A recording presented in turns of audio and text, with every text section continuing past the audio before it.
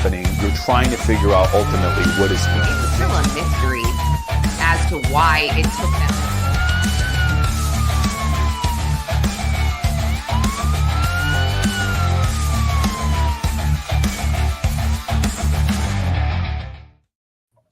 Good morning, everyone. I'm Lauren Conlin, and with me is my favorite prosecutor or former prosecutor, Jarrett Ferrantino. Hey, Jarrett.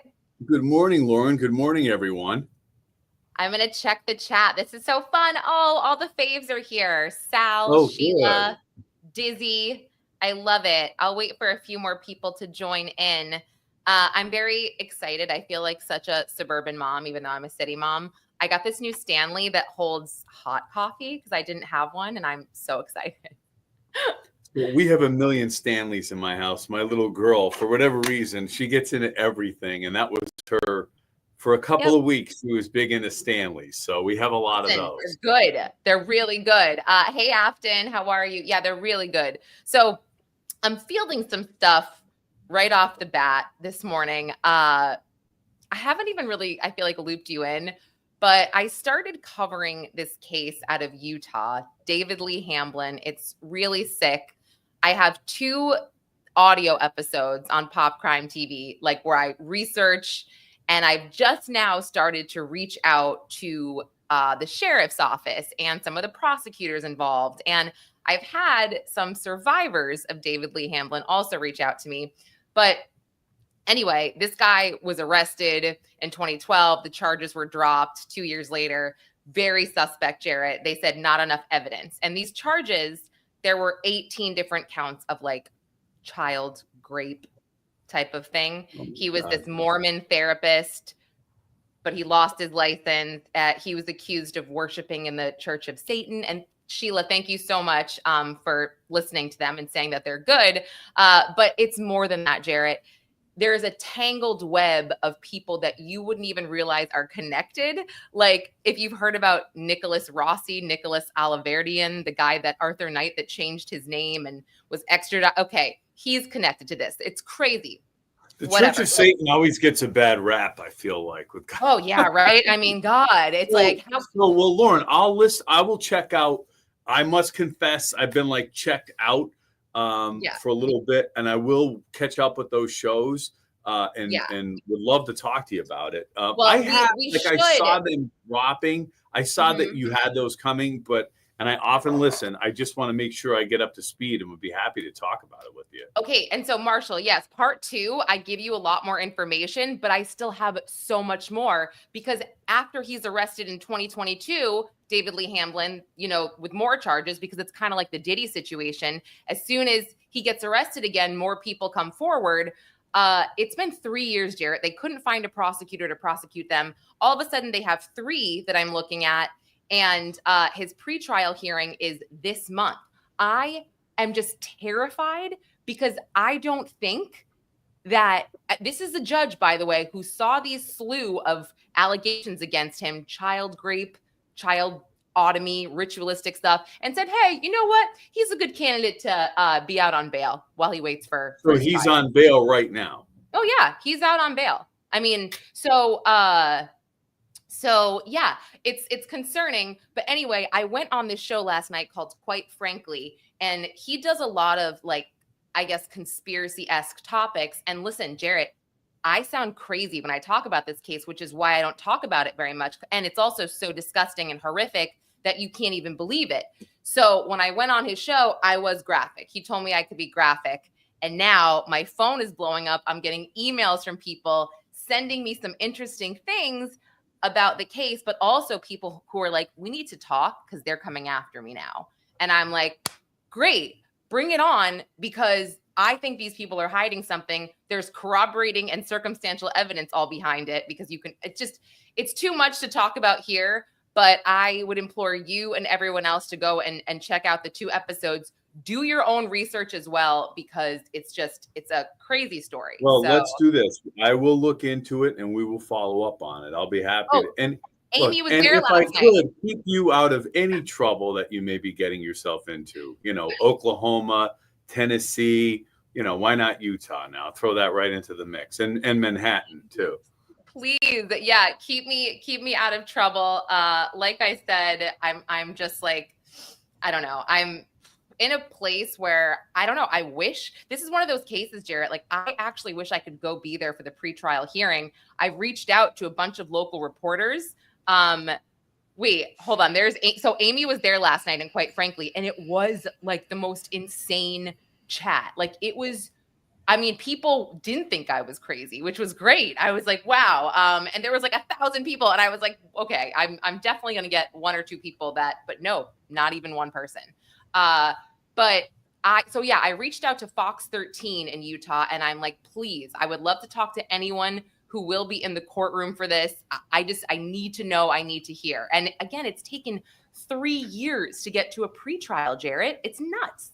So I'm going to look into it and see what's going on. I want to see what happened back in 2012 too. What is the relation to the new charges to that, all that stuff. So let's definitely follow up on it. I want to check that. Let me just tell you, 2012, his own daughters came forward. They have a recording of him apologizing for raping her.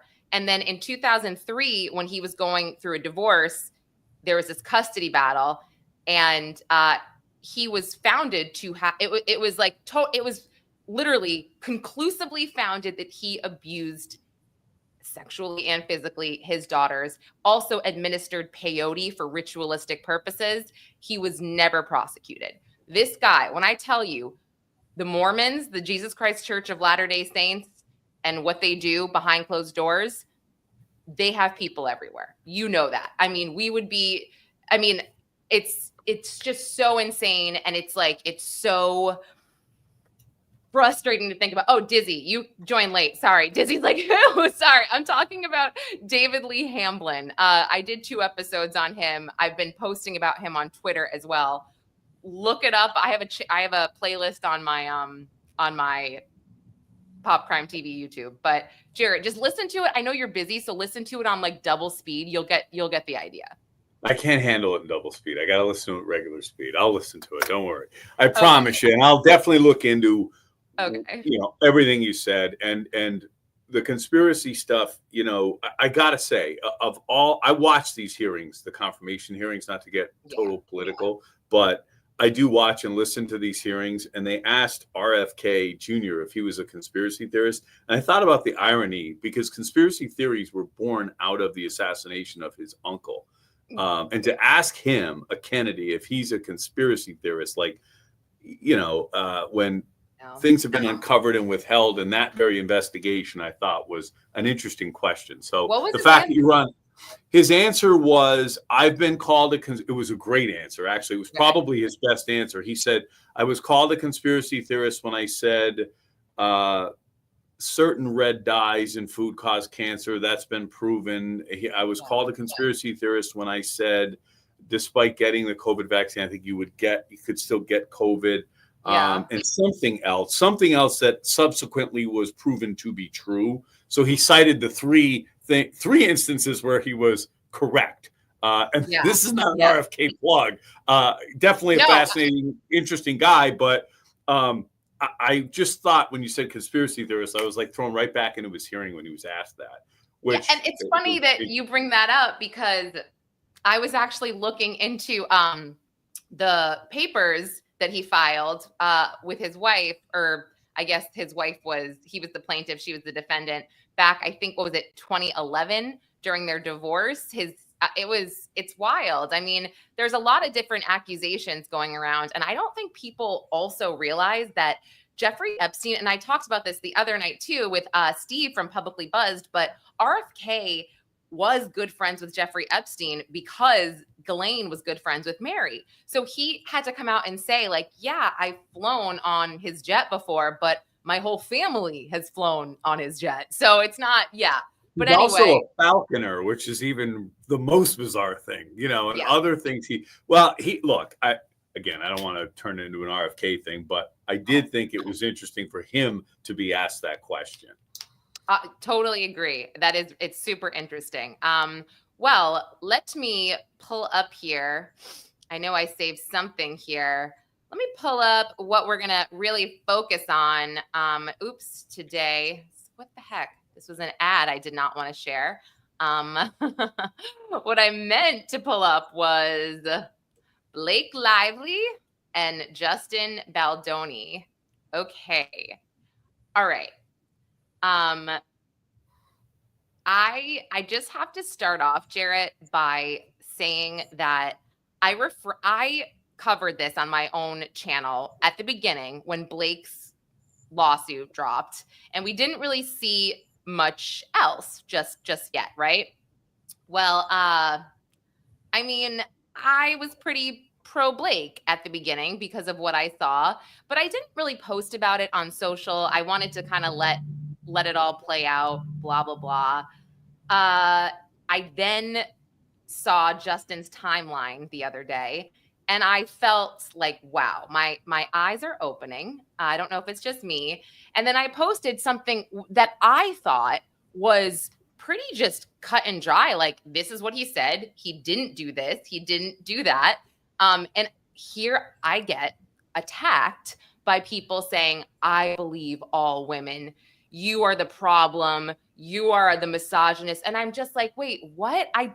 How can I never, not just me, but how can you never win here? It's like, first I'm pro Blake and everybody's shitting all over me. Then I'm like, whoa, wait a second. Justin makes some good points. And everyone's like, you don't support women. And I'm just like, you know what? I can't take it. Like, it makes you not want to say your opinion sometimes. But I agree. I think no matter what, look, a comment on the credibility of the allegations of Blake Lively is not a commentary on all women. First of all, I mean, thank you. This is a lawsuit. Okay. First and foremost, like, I looked at it this way. One of the shows, and you and I do news shows, 2 nights ago asked me to come on and do a Blake, if I would look at this from a pro Blake Lively, or at least look at the pro Blake Lively aspect of this. And so I did kind of I was looking at it objectively, and I would come on a show and I would say, if you're looking at this from a pro Blake, I would come out and say it, here's the problem. Okay. We're being played here. We're being played by managers of reputations. You have individuals that were hired by Baldoni to respond to the onslaught of accusations that were coming from Reynolds and Lively. Okay. Their job it's to manage our response to this thing. That's their job. Okay. It's to bot post and plant stories and all these things with the hope that the Twitter world and the X world and the internet world reacts to their manipulation. That's not what happened here. What happened here was the internet woke up and looked at old footage, looked at old documentation, and is saying, hey, look, Blake, you're entitled to make these claims, but we're going to test the veracity of these claims. We're not just going to blindly believe you. And since that has started, you are seeing a lot more things coming back at Blake Lively. Not favorable. And Ryan. Right. Okay, but do you mean legally, or like just in general, like in the public, like how she's behaved?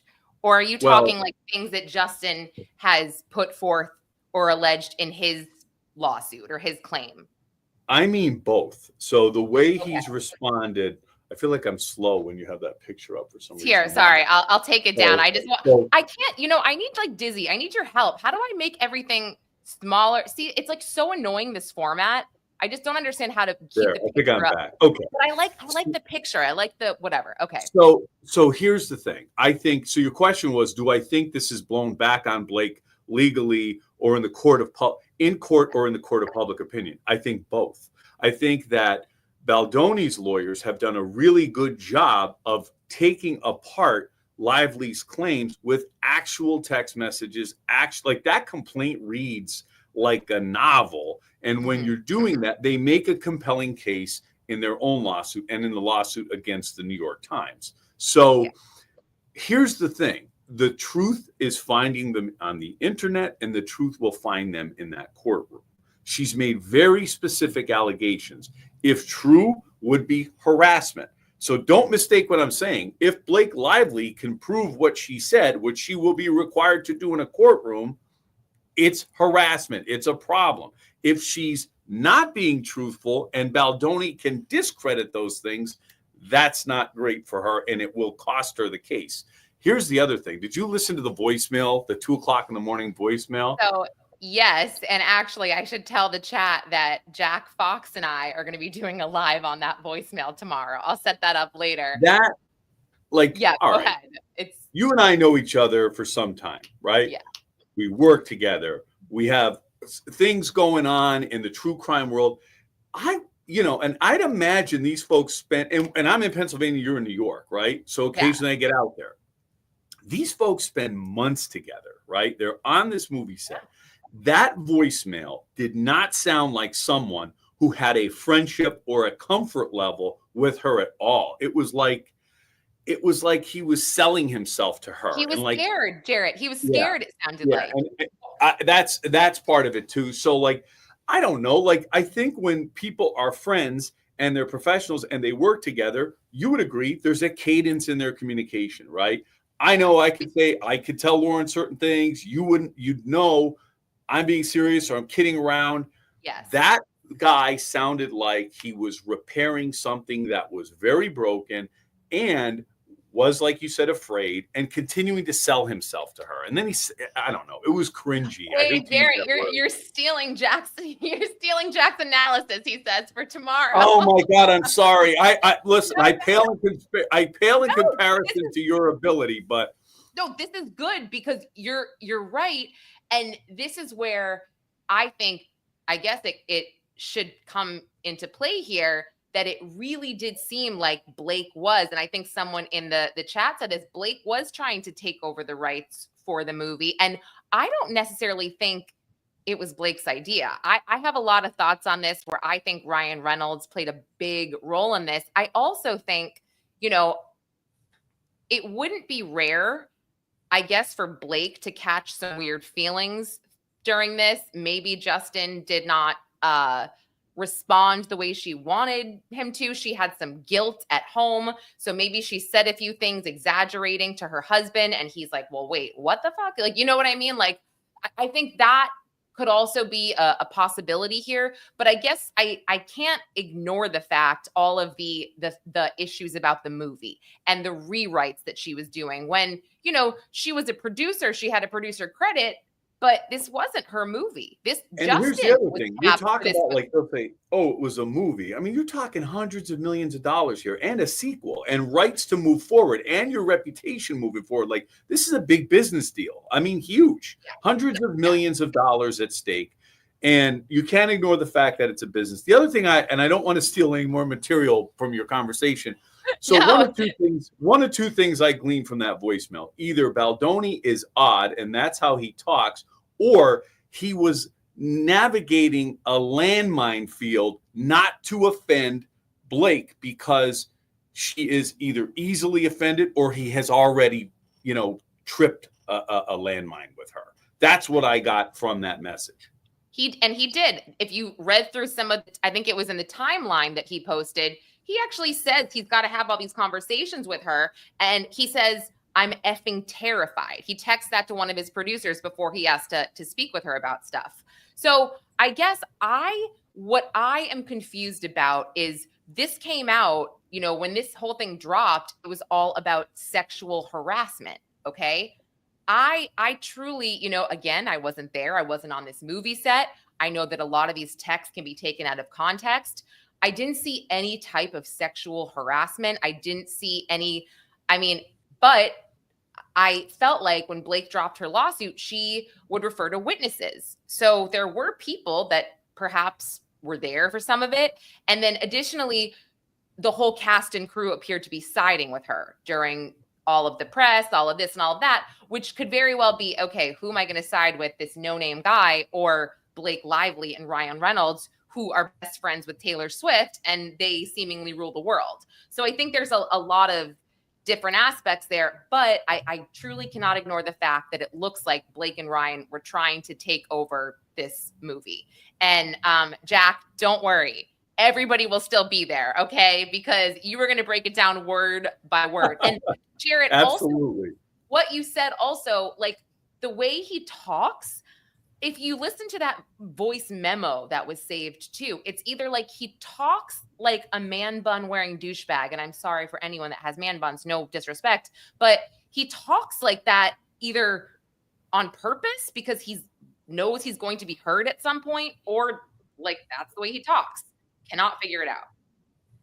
Well, and again, they're very much worried about the management of their reputations, okay, and how they're perceived. So everything, and by there, I mean people in that industry generally, right? And clearly, Blake Lively is somebody, whether or not she's telling the truth, that is very concerned about her reputation and how she's perceived. So is Ryan Reynolds, and so is Justin Baldoni. So when you take that, when you look at it from that perspective, it's like, how much reputation management is really going on here, and how much truth are we seeing? Yeah, and I wanted to pull this up because it does start with Justin emailing Colleen Hoover, who now has seemingly taken herself out of this equation, Jarrett. Right? She deleted her Instagram. She hasn't making any further comments, although she did appear to support Blake Lively at the beginning.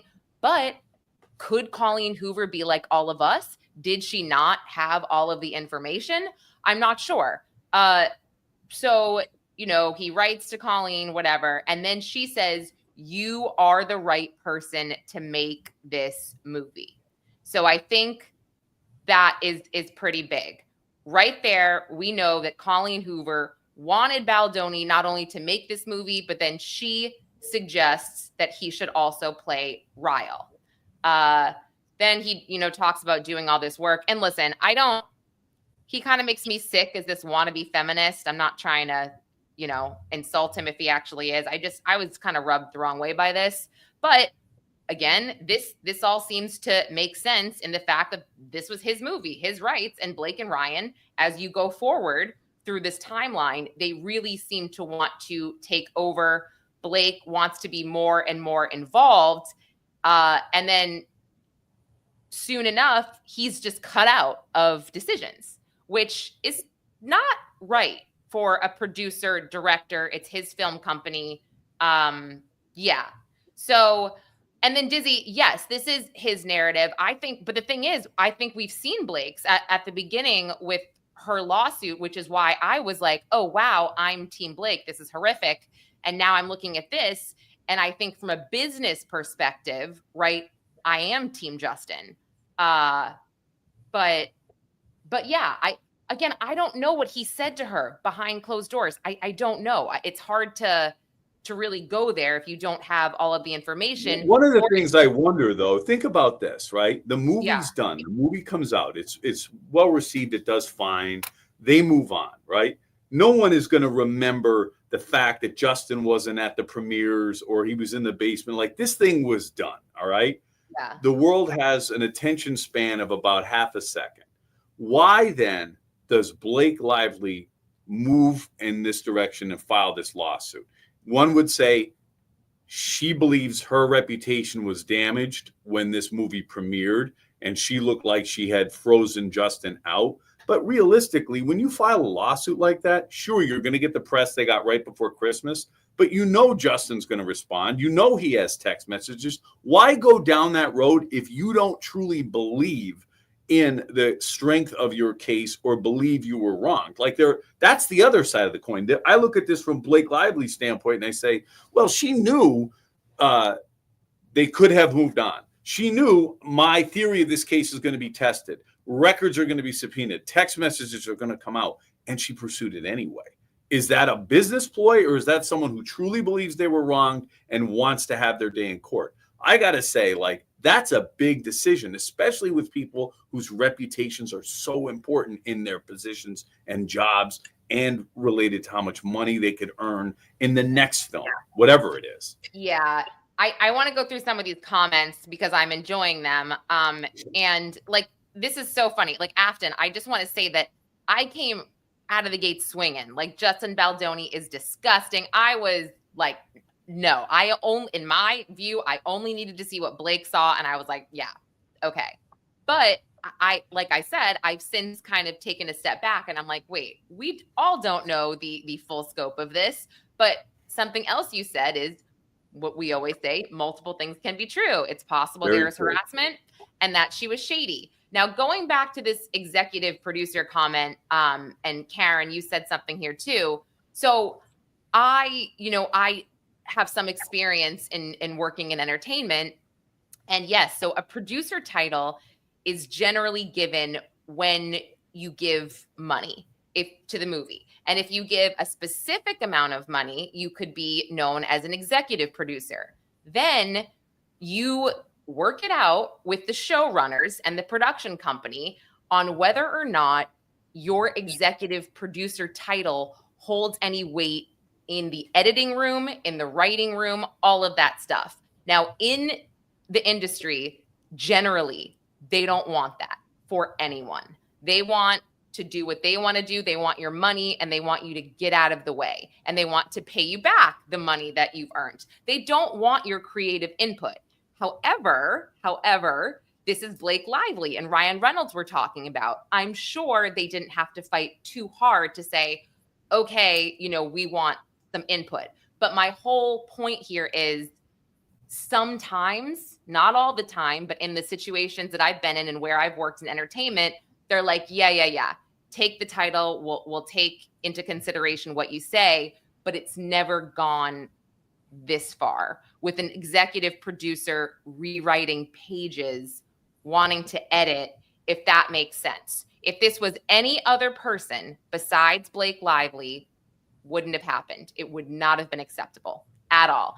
Even if it was, let's say, Alec Baldwin, okay, putting in all the money as an executive producer and he wasn't directing it, I don't even think that production company would say, yeah, let me have Baldwin rewrite all these, you know what I mean, and get in the editing room. It wouldn't happen. Well, and the claim is that she changed the entire movie and changed how it was marketed. So, but again, like that is a lot of what's behind this. But I just think looking at the trajectory of the careers of Blake Lively and Ryan Reynolds and the year they're coming off, or the 2 years they're coming off, like post-COVID, they're the two main movie stars, right? Two of the main movie stars. They're tied into the right people. Ryan Reynolds is entrepreneurial. Why do we go down this road? Why do we initiate this lawsuit? Is it because you want to have more creative direction and want that franchise, or is it because you truly believe you're wronged? My hope is she truly believes she was wronged and has the goods, but you and I both know it's a different world now. The internet is going to hold you accountable. People had cameras. That whole video of those two dancing, where the audio wasn't recorded for the movie, and Blake made very, very specific claims about Justin Baldoni's behavior in that instance. If that's the instance, her claims, now, whether or not his behavior was appropriate in that moment, her claims do not match up with what's on that video. And when you go into court, I'm talking about somebody who stood in front of juries. If what you allege doesn't match with the video, you got problems. Jarrett, I totally agree with you. And I had to go back and say, wait, was that the exact scene or was there a different scene? And just a disclaimer here, I really appreciate everybody in the chat being super respectful about their differing opinions on this case. And hopefully we're discussing this respectfully. And just, Terry, one thing, I totally understand. There's nothing been said about Lively giving any money, just took over the budget. I totally get it. I'm just saying, in my experience and in most experiences in making movies, the executive producer is somebody who gives money, or just to get their name on the screen, whatever. But yeah, that one scene, you're so right. I was like, wait. And also, like, I thought she was funny. I think she's really funny. I've always thought that her sense of humor is funny. It reminds me of my sense of humor. So something that I had a problem with is like the fact that we're dragging her for, and don't get me wrong, that one interview where she says, congrats on your little bump. That was awful. But we're dragging her for interviews she did when she was like 17 years old. And I think that's so unfair. I was such a dipshit.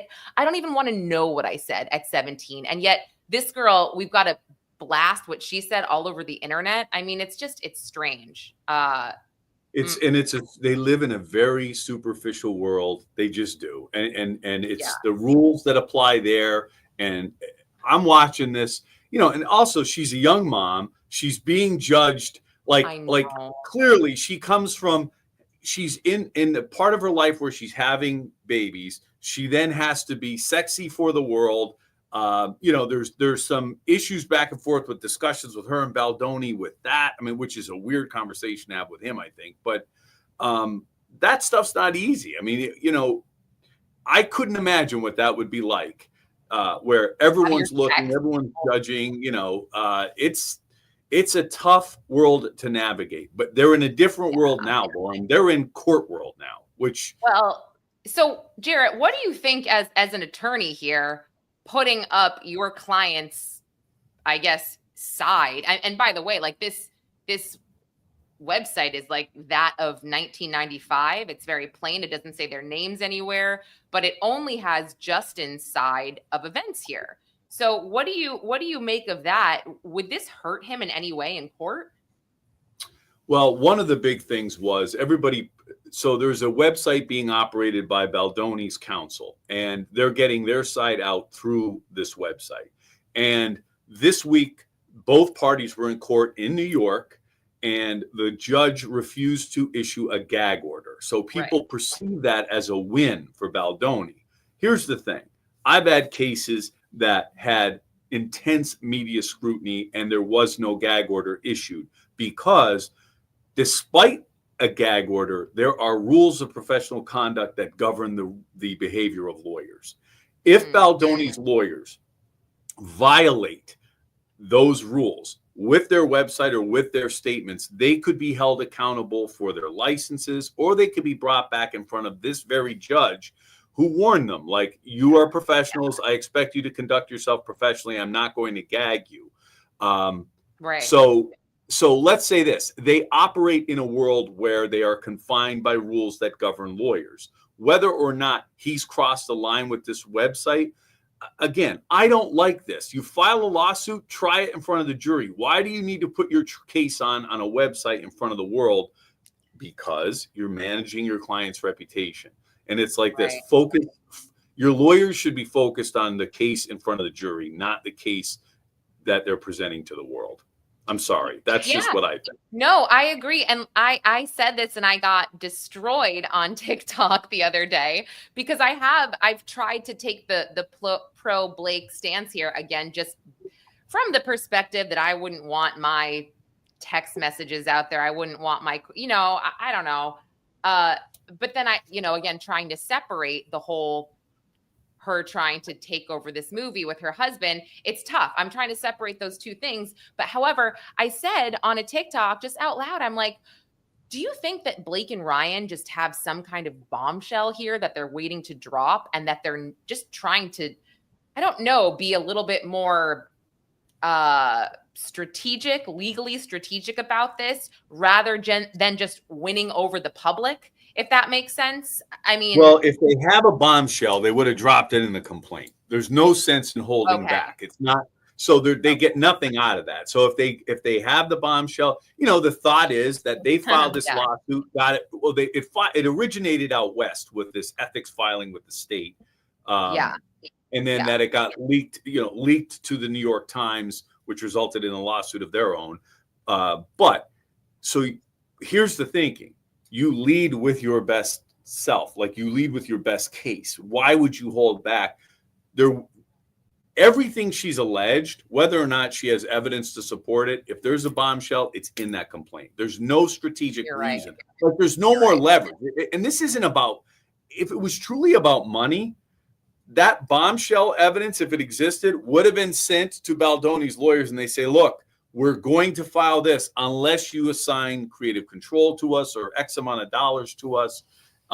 That ship appears to have sailed. They filed the complaint. So I don't think there's a bombshell. I think they put their best stuff in the complaint, and Baldoni's lawyers are doing their job at responding. And his attorney, I did see the interview with Megyn Kelly, very strong. He actually represented Megyn Kelly, I believe, too, in her case. Ryan Friedman did? Yes. So I look, he's strong.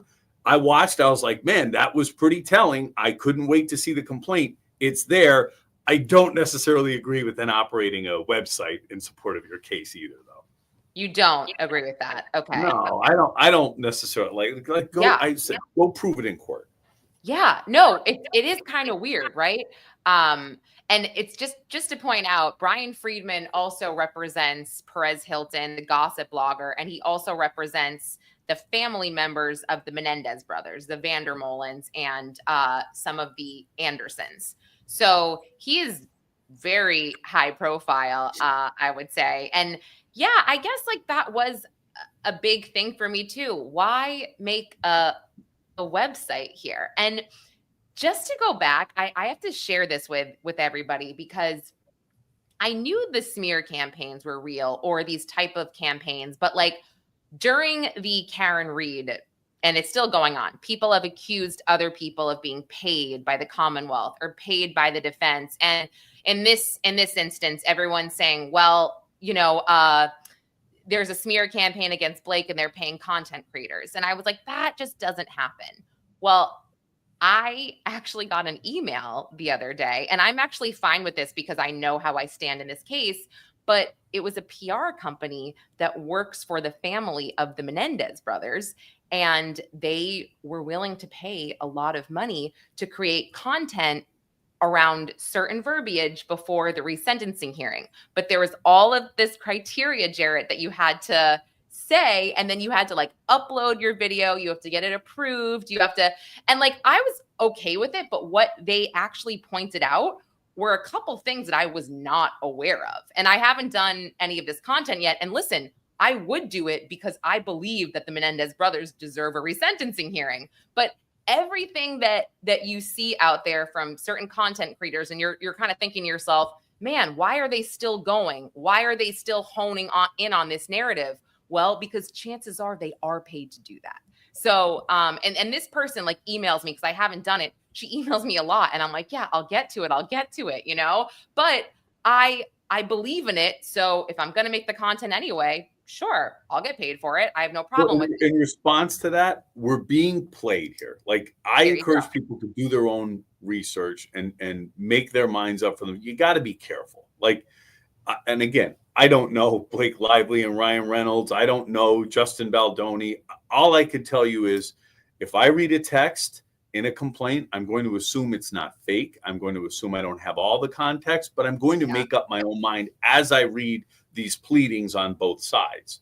And I try not, and the word here is, are they tainting the jury pool? Is the information that's coming out ahead of the trial so prejudicial one way or another that no fair trial could be conducted in any of these proceedings? And it's a legitimate fear, but I could tell you this: if you ask if you ask 5 people on the street, one of them is going to know about this situation. The other 4 aren't going to have any clue who Justin Baldoni is. So you're so right.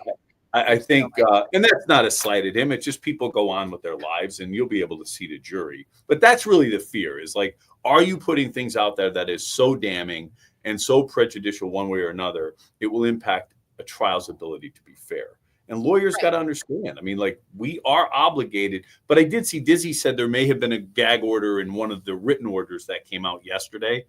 To me, even if there's a gag order, though, Lauren, and this is important, and we saw this in President Trump's criminal trial, he danced within the gag order and sometimes violated it. But there are certain things you could still say. You can say procedural things that are going on. You can forecast some things. You could say, I'm going to file this. There are guardrails in place. Even if there's a gag order, you're not prohibited from making any comment. You can, and I've said things that were beyond the pale as a prosecutor. As a prosecutor in particular, we are really confined to what we can say. And I know there were times like I'm coming out of an arraignment or something, or we just caught these bad guys that killed somebody, and I'm like charged up and the media's there, and you say something that may be a little beyond the pale of what you should have said. So sometimes you're emotionally driven in these things too. So I want to point out just this comment here. Totally get it. Her side was out to the public, destroying his reputation. Was he supposed to leave that as the public narrative until March 26th?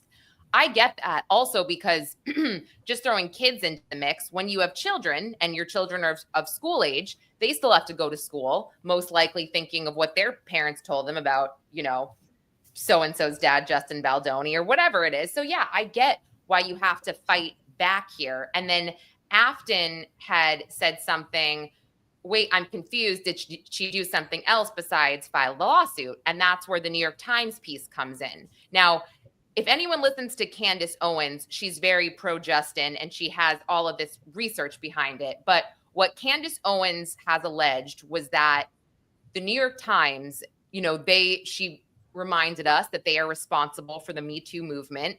And the head of the Me Too movement really was Ronan Farrow. And, Megan Twohey, who wrote the article about Blake Lively, and another woman, I'm blanking on her name. If anyone knows it, you can throw it in the chat. But Candace Owens was like, why would they stoop to this level? Pulitzer Prize winning authors, why would they write this silly piece on Blake Lively and Justin Baldoni? It doesn't make sense. And then she revealed that there is a relationship between Ronan Farrow and Taylor Swift.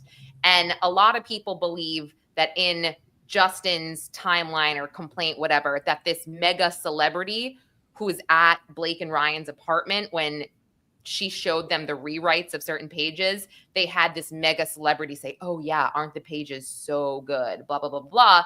So point is, Justin's side is kind of alleging that this New York Times piece was put together because Blake had someone on her team kind of nudge the New York Times. So, but isn't that what you do when you have connections and you're powerful? I hate to say it, but anybody would have done the same thing if they were in Blake Lively's position, I feel like, and they were about to drop this, and anyone would do the same thing in Justin's position, right? You want to right. Well, again, that's part of we're getting played. So first of all, that mega celebrity is very popular in my house, just like the Stanley Cups. But so I don't want to say anything about her. But this whole thing comes certainly, and I think Baldoni's lawyers are cutting out the middleman by putting up his own website because he's saying, I'll just show you what I have. You make your own mind up. Although Baldoni had a reputational management company working with him, whether or not they were employed. That's what Afton's saying. He did. He hired Johnny Depp's PR crisis team. But what the narrative is now is that he was doing this because he knew that Blake and Ryan were trying to take over and going to have this awful narrative. That's where it's it's damning on both sides. Why hire a team to quote unquote take her down, right? But also why were they coming after him so hard? Not to be cynical, everybody in this lawsuit's going to end up wealthier after it's over. Justin Baldoni's a household name. I don't get what they want.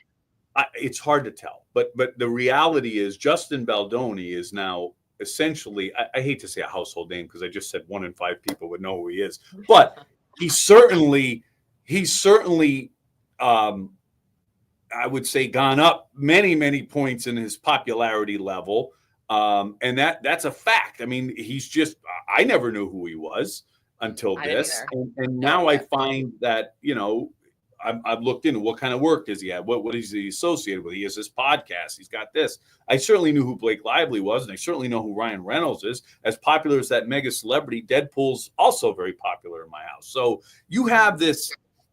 But here's what I'm saying. But we're being played. You have these court cases, and then you have this tornado of smear campaigns and reputation management companies and crisis teams.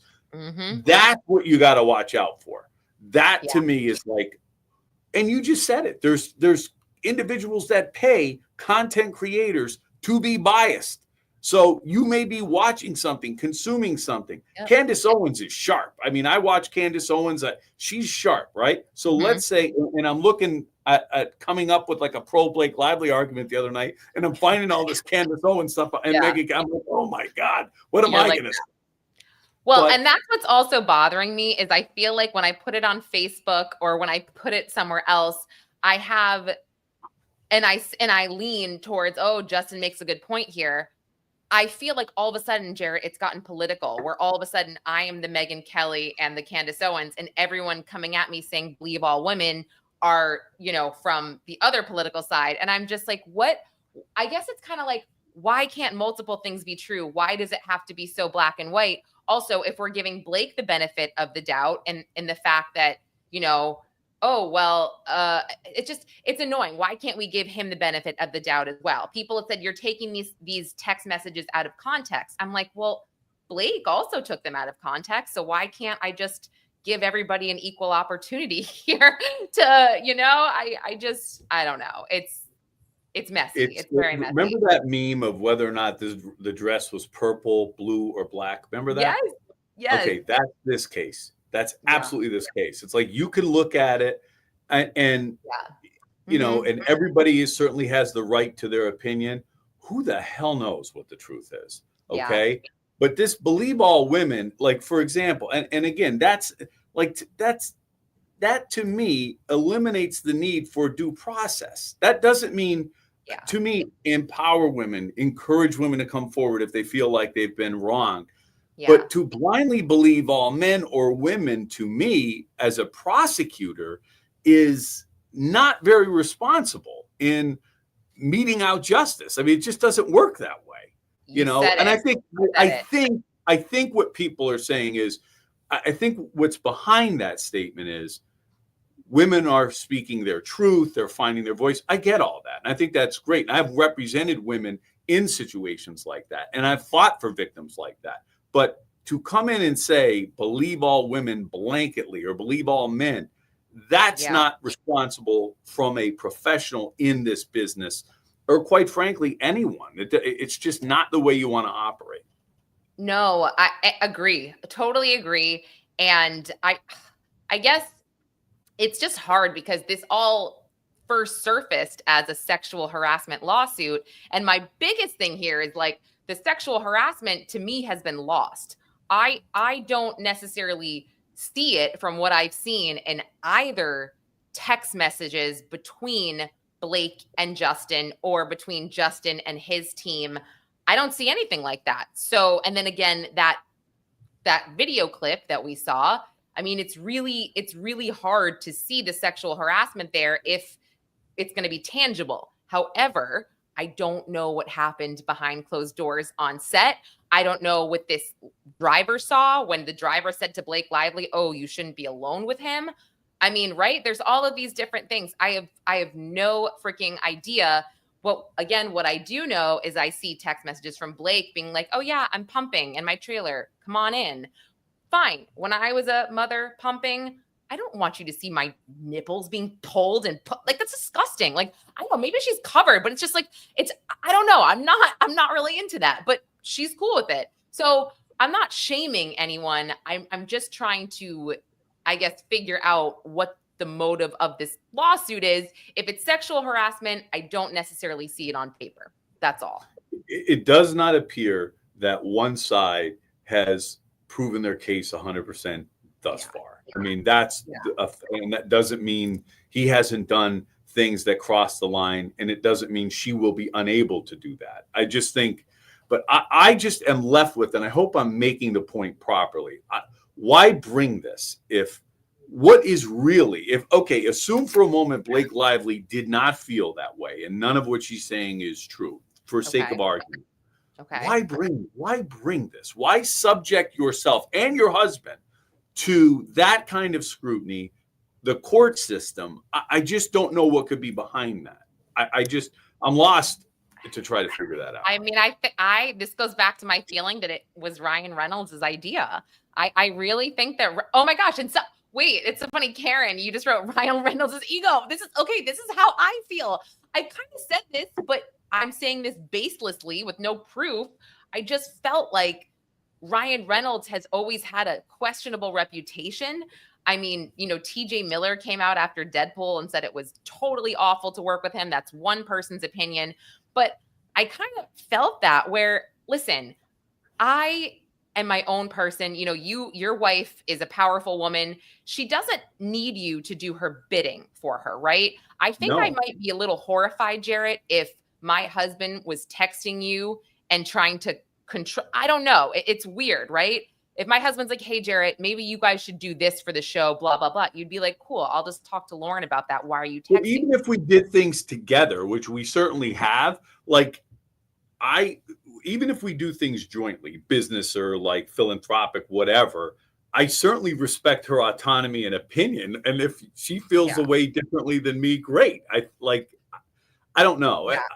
But again, not knowing them, and the Ryan Reynolds piece of this is a lot of that is speculation. It's hard to tell at this point. Right. But I don't know. I think we do a really crazy job in this country of raising people up, holding them up, attributing all these personality traits to them, and then blowing that up eventually. And I think that's some of what's going on here.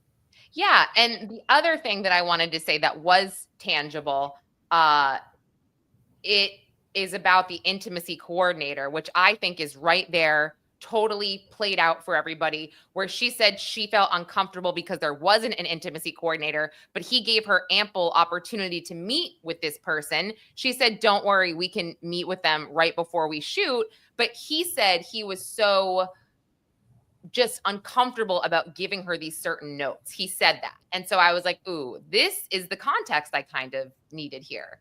So, Jack, you're sorry. I'm just reading this. Okay, that was for a different case, by the way. And like he said, it was all in the name of work. I don't send X-rated content for no reason. So, okay, just kidding. Anyway, but you know what I'm saying, right? That interview with him is going to be pretty high rated at this point. Now you're talking. So. Wait, this is so okay. Now we're getting into honest opinion. Ryan's gay. Interesting. Listen. Could be the Roman Empire out there these days with Diddy. You never know, right? It's not gay, okay? Run for justice. He just likes having sex with men. No, just kidding. Okay, Karen, wait. I'm going to the chat. I asked this too. What made him feel the need to save these messages, save these memos, save my phone? I don't know if it's me, but my phone is so screwed. I have texts that disappear. I didn't do anything. I have people's phone numbers that disappear. It's a thing. It's really bad. But well, anyway. that's a good question. It's like, were their backs up? Did they know this day was coming? And yes, there were problems on set where there was a push and pull on these issues before it got really bad. He had assured her he was going to make some changes, apologize. Of course, they're saying he says he apologized to bring her back and finish the movie, but they knew a storm was potentially brewing here. And when you know that, your lawyers are going to say, save everything, make sure, because if this comes out later, you're going to need to substantiate what you're saying. This is a really good point, you guys. Hopefully you all caught that. This was happening early. Justin's lawyers, his team, they said, save everything because something the crisis team was in place before the lawsuit, so he knew this was coming, and then so assumed it was happening before. And like obviously that email you put up with the authors from 2019, you're going to save emails leading up to a multi-million-dollar business deal. But my emails don't disappear. Do yours? My emails are fine. Yeah. Okay. So they're archived. They're archived, but it's amazing because you end up. I mean, I have hundreds of thousands of emails that have been archived on our system, and they're attorney-client privilege protected and things of that nature. And then at the same time, I have a system where I save them off that program too, because obviously our correspondence is part of whatever we have going on with a client. But so, and again, they're business professionals too. I know they're actors and actresses, but they're going to save those chains of communication. Right. God. Yeah. I guess we all don't know the truth, but the truth will come out. And I think it's just multifaceted here. And I'm just like, I don't know. I look at it's so funny because I just look at my coverage and people who think that they know me and they know it's like on TikTok, I'm getting dragged for being pro Blake. On Instagram and Facebook, I'm getting dragged for being pro Justin. I'm kind of like, guys, just look at the whole scope here. I'm trying to see both sides. Leave me alone. Politically, I'm a Jarrett-crat, and on the Blake Justin situation, I'm on Team Jarrett, which is open-minded and calling bullshit when I see it. So, wow, anybody watching this is like, nah. Here's what the one thing, and I did martial arts and things. And they would say, in the ring, the truth will find you, right? In the courtroom, the truth will find you. So we got to stay tuned and see where it goes. But can you just go and like stand against the wall, face the wall in the corner for calling yourself a gerecrat? Because that might be the silliest thing I've ever heard in my entire life, and you need to be punished for that. So it's like a political party of one, like my personal beliefs. Some of them are that's right. Sorry. Okay, I'm done. I did the voice for Sal, but it's funny. It's been almost an hour. We haven't gotten to Diddy or Kansas Moms yet, but before we get there, can everybody just please make sure, if you are not subscribed, please subscribe to Primetime Crime Show and Pop Crime TV, both channels. And wow, look at this. You are getting all of the support here. Everybody is with you. I guess you don't have to stand in the corner. So, well, right. In a world where everybody's being pushed to the left or to the right, join the Democratic. Join the Party. No, I'm sorry. So anyway, like and subscribe to the other page too, because we're going to start putting up some individual content when I have something going on. Because Lauren is super busy managing Pop Crime and Primetime Crime. It's like when we could get together and do something, which I love doing, but I'll make sure we start putting some stuff up on there. Yes, too. Jared. We're growing in leaps and bounds, and I see on everything, which is tremendous. And, But by the way, Saturday night on Oxygen is my first episode of New York Homicide. So check it out. Saturday night. Got it. Saturday night on Oxygen, which I have Oxygen through YouTube TV. Wherever you have Oxygen, check it out. And then February 20th. I saw that. February 20th, Lauren, our friends at Crime Nation, we're on, and it's the Hugo Selinsky case, which is my personal prosecution, a case that is near and dear to my heart, which kind of launched my career in primetime crime. So definitely check those out. I'm proud of the work that you and I do. We're on next week. I think our Kansas Mom episode is on next week. Oh, it is? I think so. They mentioned it was like the 4th week. So I saw it. I will say, I wish we had a little bit more information because it was made, and they updated a bit from the pretrial hearing. I wasn't a part of that edit, but I do wish certain things were added and whatever. But hopefully, to me, all that matters is the family is okay with it, that episode. So hopefully they're okay with it. And I hope more people become aware of the Kansas Mom's story and case, because it is so devastating and so frustrating. And also the fact that it's not adjudicated. And I sent this to you yesterday, and now I think I sent you the filings where Paul Grice has continued or pushed for a continuance for his arraignment to match the day that Tiffany Adams and Tad Cullum are being arraigned, I guess. It didn't really say that they were being arraigned in their dockets, just Paul, but it's essentially not until May. Is that what I said? I think I said it was May. So you sent me Paul's motion to continue that arraignment. So yeah. What's going on here is they're kicking the can down the street because it's our suspicion, professional opinion, that everybody's pleading out here, but that doesn't happen logistically until the defense attorneys receive everything in discovery, have the opportunity to review it and do their job, continue to advise their clients. And you got to hammer out a written plea deal. These guys are now in different prisons, so you got to get to your client, meet with them. So I would suspect as these dates come closer, if they don't get moved again, you may have the pleas done in May. You think so? It's possible, unless they get, and you may have it all. They may all fall on the same day, where like Paul comes in and pleads. But and here's why you would do that, because the families don't have to be drugged back in there over a period of like 4 or 5 different court dates to hear these pleas. So okay, and I do have sources there, and Jarrett, what I'm being told by some of these sources is that they have not been called. They have not weighed in on any type of deal. I mean, they have no idea what's going on. Is that normal here? I didn't think that was necessarily normal. I mean, if your sources are immediate family, husbands or children that aren't witnesses, it's a mother. I mean, it's yeah. Then obviously she should be informed. My practice, as I've said many times on this show, the last thing I want to do is get a deal and then get lit up on the courthouse steps by a family member who say this isn't justice. I mean, that's the story then, and you could, to me, victims' input on a plea is critical, but it's not everything. I mean, it's not everything. Ultimately, the decision is the prosecutor's, but you don't keep them in the dark. And I have had hundreds, if not thousands, of cases where victims are brought in, you take them through the process, what to expect, and you manage the situation. You know, that I just saw there's a video going viral of a guy attacking a murderer. I saw it on like three different. So good. I was sorry. I was so happy. I'm sorry. It was wild. Satisfying.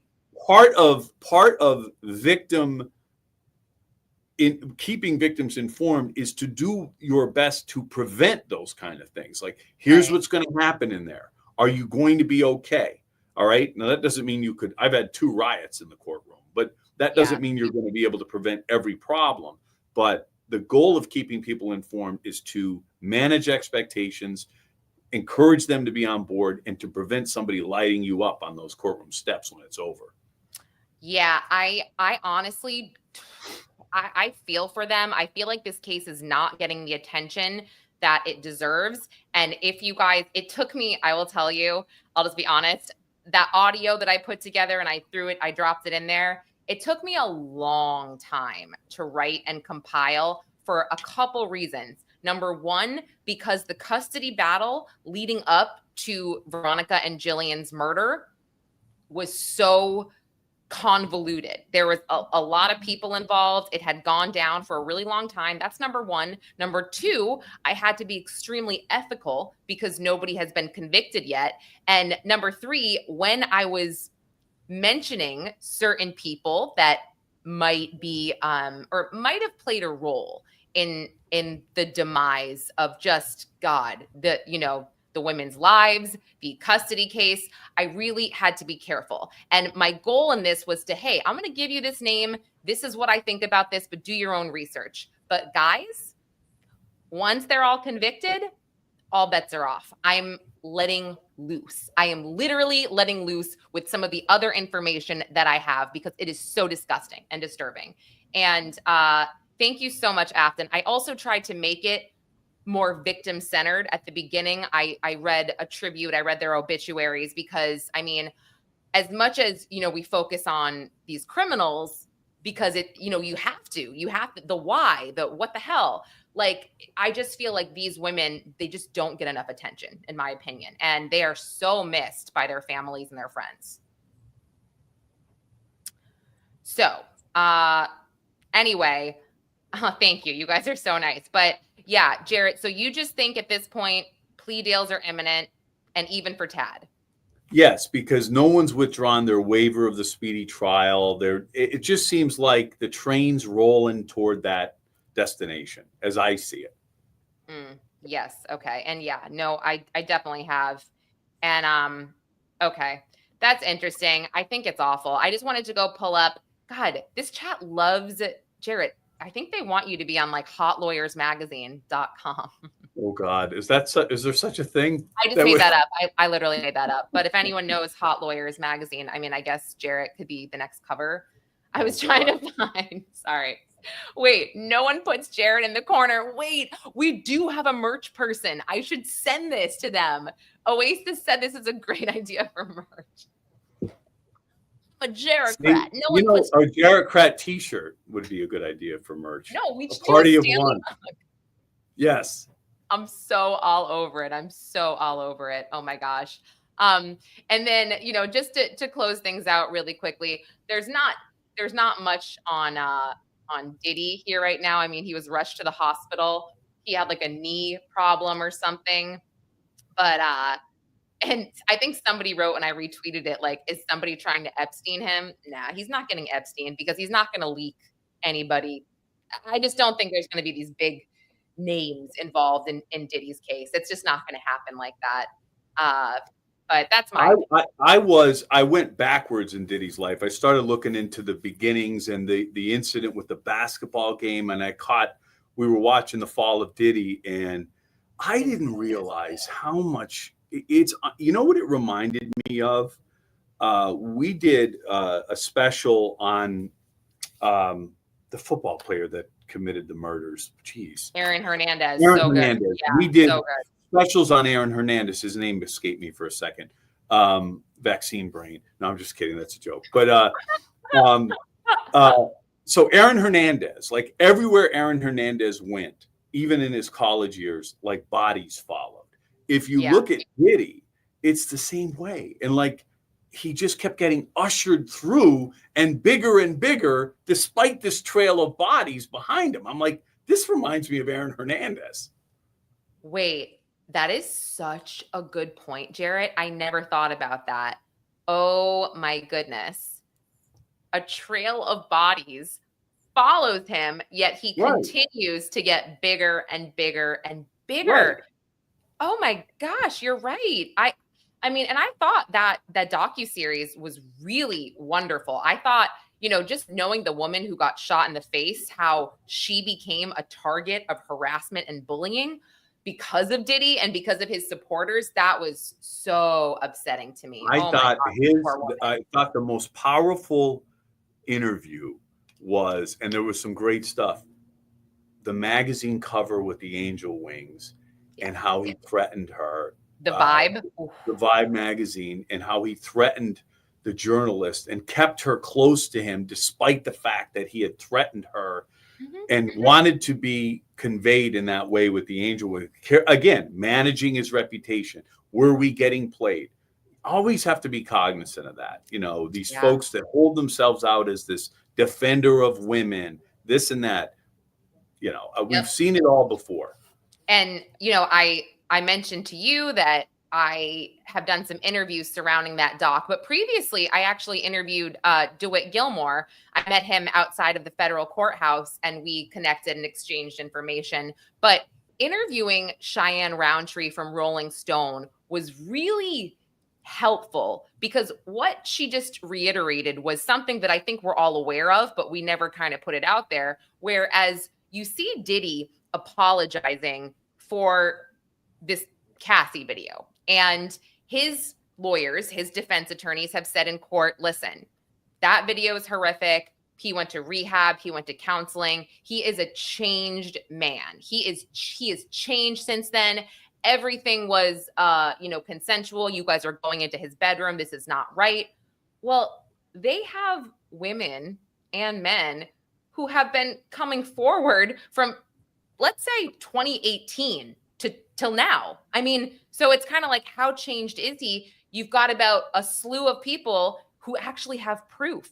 These people have journal entries. They have text messages. They have voicemails of him appearing not to be changed. So I guess that defense is going to be out the window. People like that don't. People capable of that kind of violence don't change. It's that simple. They just don't change. I'm sorry. Yeah. If you're able to boot somebody in the head, a female in the head, and do what he was doing to Cassie on the ground in a hallway, I mean, that was not behind closed doors. Just think about what went on behind closed doors. Yeah, I know. It's incredibly awful. But anyway, this has been a really great episode, Jarrett. Really fun to dig into Blake and Justin with you. So we will. I like when the true crime crosses into the entertainment world a little bit. That's good. So I know it's my favorite actually, because it feels a little bit lighter, I guess. Easier to go to sleep. But like I mentioned to everybody, subscribe to Primetime Crime Show, subscribe to Pop Crime TV. Jarrett will be putting out some more individual content on Primetime Crime. He actually started that channel before I joined him. And so he does have some great episodes that he does himself on Koberger. He's a Koberger expert, if you guys want to check those out. And he'll be putting out more content by himself, as well as us doing this show. So yeah.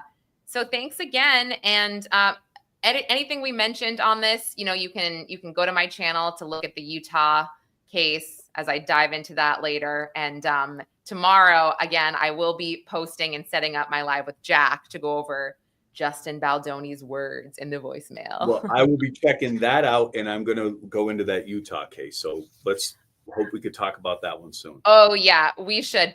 And Jared, I'll send you some stuff after if you want, like some of the victim impact statement. Just to absolutely ruin your day. So yeah. All right. Thanks, guys. Thanks, Jared. Thanks. All right. Bye. Happening. You're trying to figure out ultimately what is. It's still a mystery as to why it took them